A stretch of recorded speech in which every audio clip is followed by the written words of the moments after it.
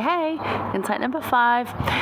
So after we're in section 93, and at verse 40, it sort of seems to switch from like a plan of salvation type lesson with how to live life and light, and John the Baptist talking, kind of goes from that to the Lord calling the first presidency to like, come on guys, you need to get your house in order. Which is something that they probably hadn't thought about. They were going out preaching to other adults, and you got to remember also culturally at that time children were seen and not heard, and you do as you're told and you don't question. Kind of different to how we raise our children now a lot, where we encourage them to ask questions, we encourage them to think and to gain testimonies a lot younger, because it's really important. So this is the Lord telling us the same thing back then. Have these family discussions, have your children talk. I'm giving all this before we even read the scripture. So we're going to look at verse 43, which says, "And now a commandment I give unto you, if ye will be delivered, ye shall set in order your own house, for there are many things that are not right in your house." Now he talks to Sidney Rigdon, Frederick Drew Williams, and Joseph Smith, saying there's things not right in your house. Now you'd assume, right, that actually Joseph Smith and Sidney Rigdon, I don't really know that much about Frederick G. Williams, but he sounds like a pretty good guy too, that they would be good dads, good husbands, that they would provide for their family, that they would love them, read them bedtime stories, all that kind of thing. So it's not like they were bad parents. However, they weren't doing all they could to have their house in order, and you're like, well, what is a tidy house? It's like, order here is something different. So how do you set your house in order? Is order keeping things tidy? Is that all it is? Just keeping things tidy so you know where stuff is? Is that order? But this also applies to behaviour, teaching others, caring for others, particularly in your home or family. And this was lacking here. So while their house might have been tidy, because I'm sure they kept a tidy house, I can't imagine Emma having a messy house, right? She wouldn't have done that. She was awesome woman, wouldn't have had a messy house. Would have had her kids help her do chores. They would have been cohesive as a family unit. What might have been missing was gospel discussions around the kitchen table. What might have been missing was scripture reading together, because it just wasn't done then, and this is about doing that. Have your house in order, have your relationships in order, it's a rubbish truck you can hear. Have your behaviour in order. Are you teaching others? Are you caring for others in an orderly way? Is it done properly? But this is the reminder. Now the footnote here will direct you to the topical guide, which has got a lot of scriptures around this, but it also gives synonyms to go look at, such as organisation, family, responsibilities towards, govern, law, ordinance, peace, unity, and Zion. So are our homes or our spaces Zion spaces? Are they welcoming, inclusive, kind? Do they talk about Jesus? Do they represent Jesus Christ?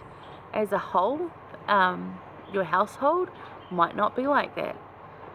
Mine wasn't growing up, but I could still make my space like that, or better like that. I felt that when I went to other people's homes, they had spaces like that. One family particularly like that. Now this doesn't guarantee that your children are going to grow up to be faithful members, because some of them won't.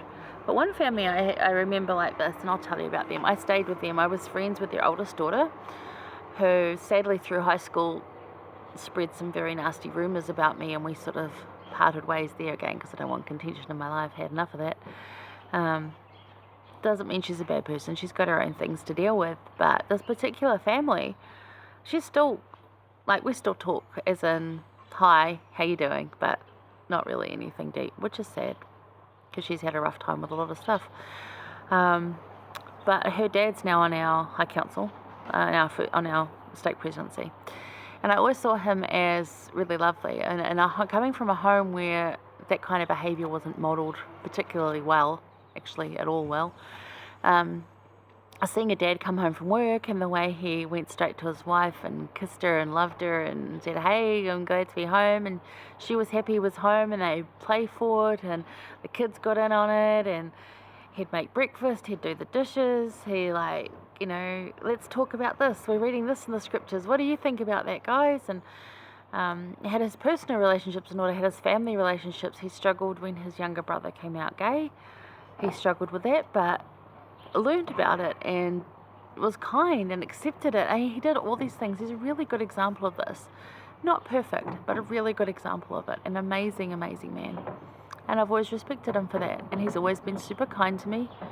And I would put him as one having his house in order, even now. And it doesn't mean that it's perfect. It doesn't mean that it's exceptionally tidy, although it probably is because his wife's like that. Very nice lady. But it doesn't mean that he's finished either. He's still dealing with family relationships and still trying to make the best of, what he's got and how he lives and keep his everything in order. He does that. That's his way of being, and it's beautiful, and I'm pretty sure he learned it of his parents, who were very awesome people too. So that's just an example I can think of. There's maybe someone like this, but I endeavour to be like that. I want my home to be a Zion space. So even if your home is a place where you can only affect your space that you're in, then do that. If you have greater control over your house, maybe you're the adult in the house, then you've got better control over it. But it's never going to be perfect, not in this life, but it's the effort, right?